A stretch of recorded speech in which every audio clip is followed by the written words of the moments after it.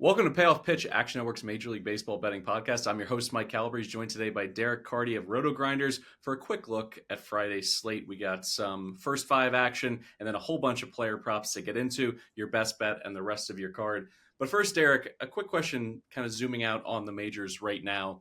When you look at some of these players, a bunch of big names, some smaller pieces, they're all being basically mentioned, sprinkled about in trade talk. Does that ever factor into how you're handicapping some of these props, whether it's pressure, whether it's players looking over their shoulder? Some of the major names, like a Jose Ramirez that we'll get to later in this episode, his name's been bandied about in the past week. And some players, seem to be able to block out the noise. Other ones, it has an impact on them. Is that ever in consideration for you when you're looking at your daily card? Generally speaking, it's not something I worry about a whole lot. As we get really close to the deadline, maybe this guy won't be in the lineup today for an opposing pitcher because he gets traded. Then maybe I'm thinking about it a little bit more.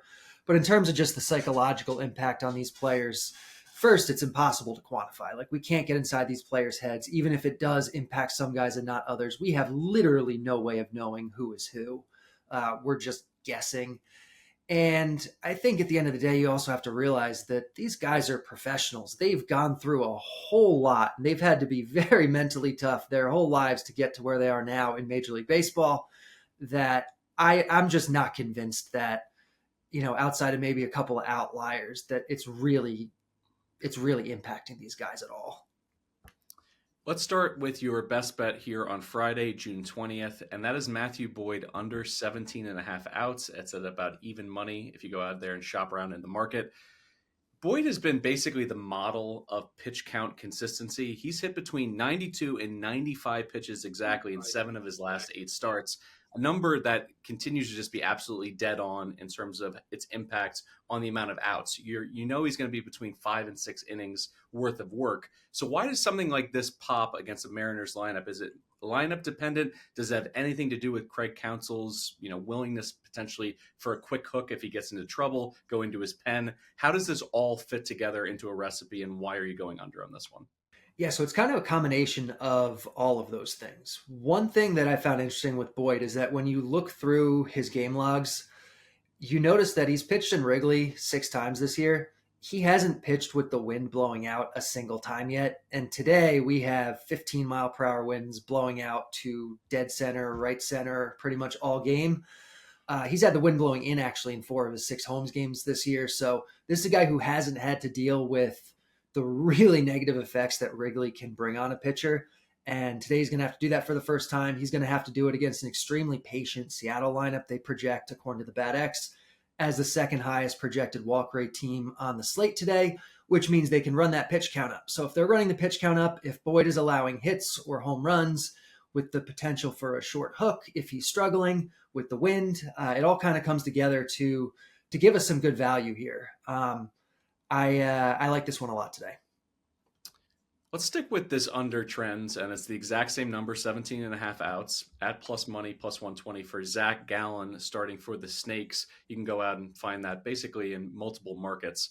Now, by comparison to Boyd, the Gallen under to at least a casual would make a lot more sense on paper. He got knocked around in 4 straight starts to end the month of May, in which he failed to record 18 outs in those 4, performances.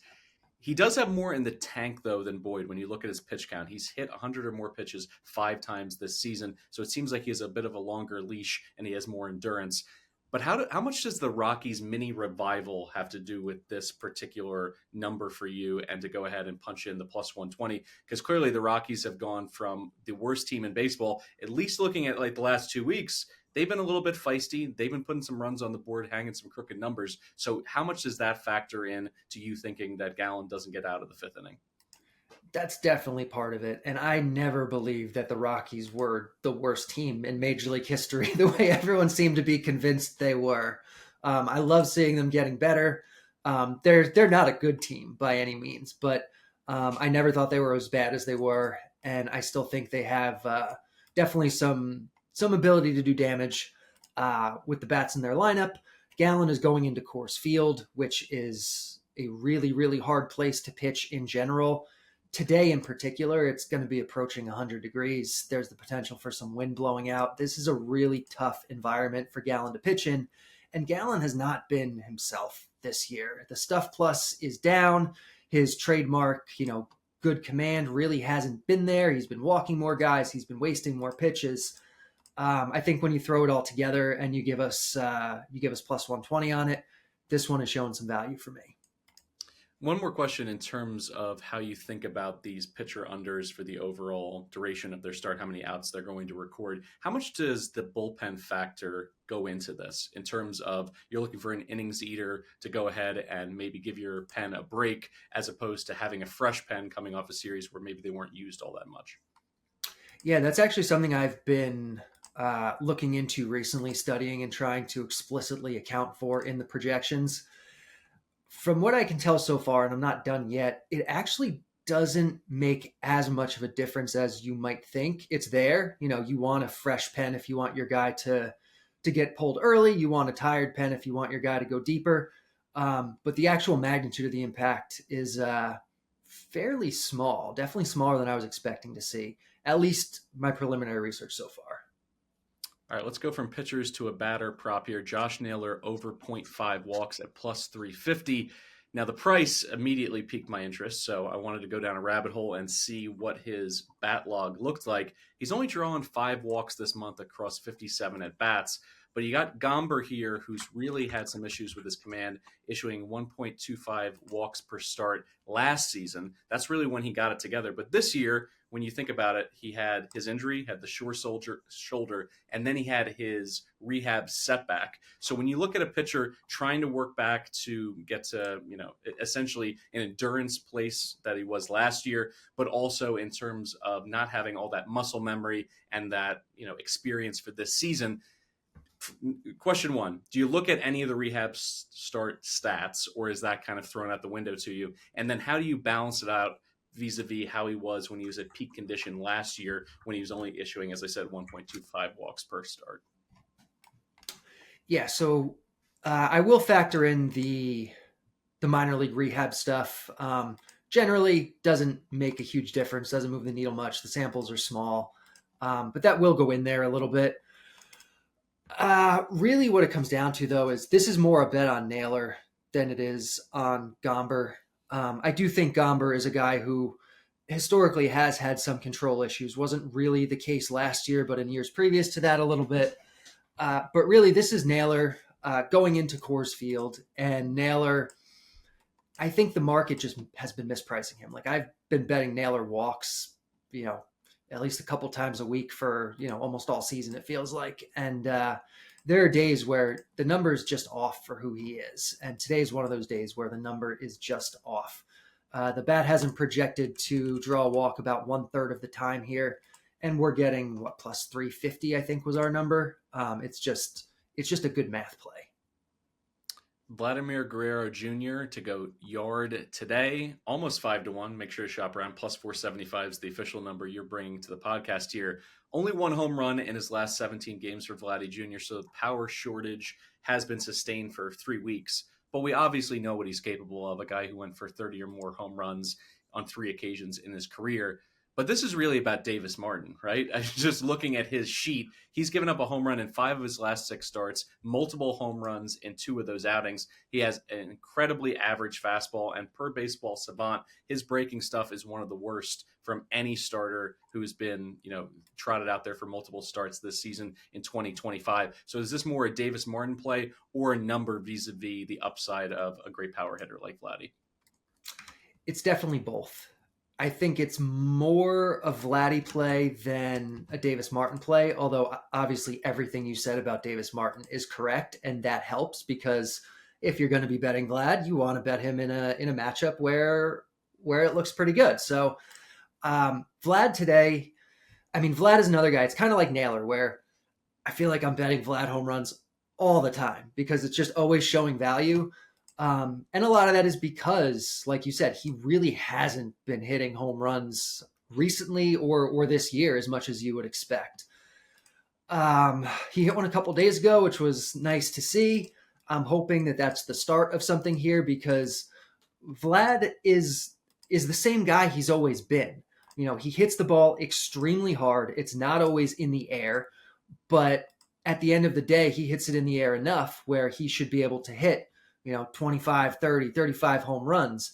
And he's not on pace for that this year. And it seems like the books are pricing him as if he's somehow different when he's not. He's just the same guy who just hasn't had the same normal variance that he's had in previous years. Once that evens out, these odds are not appropriate for Vlad. So I'm going to keep hitting him. Now, when you say that, he's essentially the same hitter, are you looking at exit velocity? Or are you looking at fly ball rate? What number do you gravitate towards to be able to identify, hey, this guy is probably due because he's got the same kind of swing, he's swinging at the same kind of pitches. It's just a matter of time before he gets back on track. Yeah, it's all the StatCast stuff, the barrels, the exit velocity, the launch angle profile. Now they have the bat speed stuff and all that type of thing. The plate discipline, it's just he's basically the same guy. He's just the same guy who's not having as many balls go over the fence, and you have to expect that to normalize. Speaking of guys who are due to go deep, Jose Ramirez home run tonight, 6-1. As always, go ahead and shop around. You may be able to get even better numbers on him. It's just another monster power hitter with a really lucrative number being hung against a pitcher who more or less is a tin can BP pitcher. Like Jeff Springs just is giving up a ton of home runs this season. So in terms of the Guardians lineup, I'm interested in playing a bunch of these players, but 6-1 on a player like Ramirez, who has so much power at the dish, seems like a no-brainer. Yeah, I agree. The number being hung here is really good. Springs is a guy who a couple years back before the injury looked like he could be, an ace. And he just has not been the same guy since coming back from the injury. Last year, he didn't look good. This year, he's not looking good. The stuff plus is down. The pitching plus is down. He's walking more guys. He's giving up a ton of home runs, gives up a lot of balls in the air. So we would expect a bunch to clear the fence, and they are. And this park has been playing really well this year, too. So we put Jose Ramirez in this park. We put him against Springs. You give us this number, and I'm going to take it. Before we get to Billy Ward's YRFI Nerfies, we got one more play on your card. New York Yankees, first 5. It's a big number, -220. And laying the big number makes sense with Max Fried. But last week when we first spoke, in terms of a one-on-one episode, you said that you're not like a big believer in who's due or, this person's going to fall off. You're trying to just zero in on what the average performance might be. But either way, when it comes to Fried, yes, he got a loss, and this does not qualify as a true bounce back spot. He pitches on Sunday Night Baseball. He gets the loss. He gives up the homer to Rafael Devers, but he was still fantastic in that matchup. He goes for 9 Ks. He only gives up 2 earned. You must just have a ton of faith in him suppressing the Orioles bats, who I should mention in terms of the pricing here, the Orioles lineup has been a lot feistier in the last 2 weeks. Maybe they've turned a corner, going to be closer to getting them to maybe 500 ball by the end of the summer. All that being said, -220 still seems like kind of a gift, given that we know that he's going to pitch these 5 innings, barring some kind of blow up, and the likelihood of him silencing these bats seems pretty high. Yeah, I think it's rare that we see good odds on Yankees bets, but they've been so cold that we're just getting it because that's how books adjust. That's how the public likes to bet. Oh, they've been so bad lately. It's got to continue. And no, it doesn't have to continue. They're the New York Yankees. They're really, really, really good. They're probably the best team in the American League, regardless of what they've done over the last 2 weeks or whatever it is. Yeah, we are laying a huge number on this. The BATX has the fair price projected at -318. So I will take this for sure. It's a combination, I think, of just the reputation of the Yankees being bad lately. Tomoyuki Sugano has a 3.38 ERA this year, but it does not look legitimate. His XFIP, his Sierra are all like 4.5. All of his projections on Fangraphs, every system has like a 4.5 or a 5.5 ERA kind of guy. His stuff plus is well below average. His strikeouts are almost non-existent. I think when you compare him to Fried, like it's not even close. Fried has improved this year. Sagano is not the pitcher that the surface numbers paint him as. And this Yankees offense is elite regardless of the cold stretch they're in.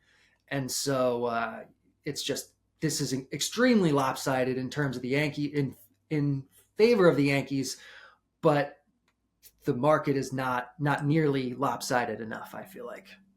Having done dozens of episodes this season with Sean Zerillo, it's very rare for him to go on a side that's, you're laying more than minus 200.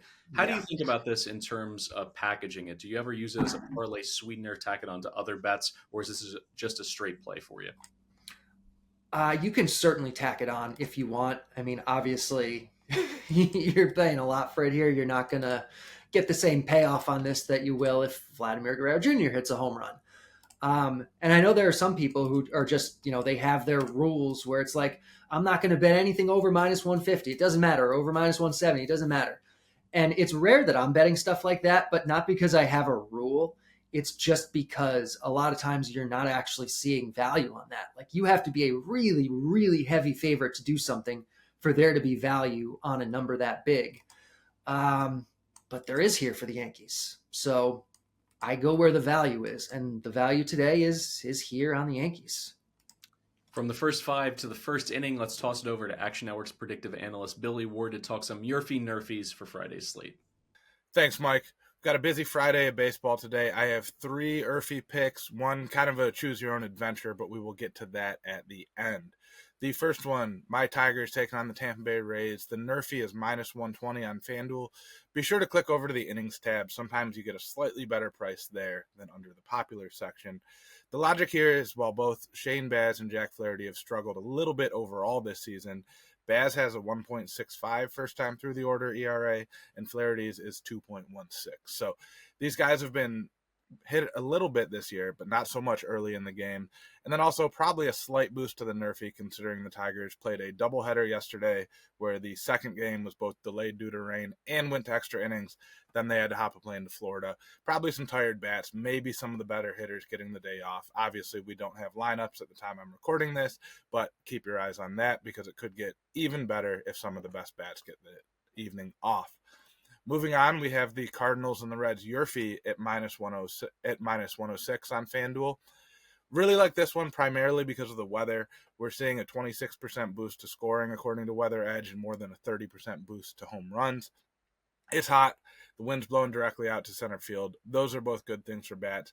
And more importantly for the YRFI, those things tend to concentrate early in the games because the temperature is cool as we move on. Both pitchers in this one have an ERA in the mid-4s, so it's not like guys we're looking to avoid. And we have relatively solid bats from both teams at the top of the order, especially on the Cardinals side. And then the last one, couple different options here. I am going with the Guardians team YRFI for half a unit, and then also betting to win half a unit on the game YRFI as they go to Sacramento to take on the A's.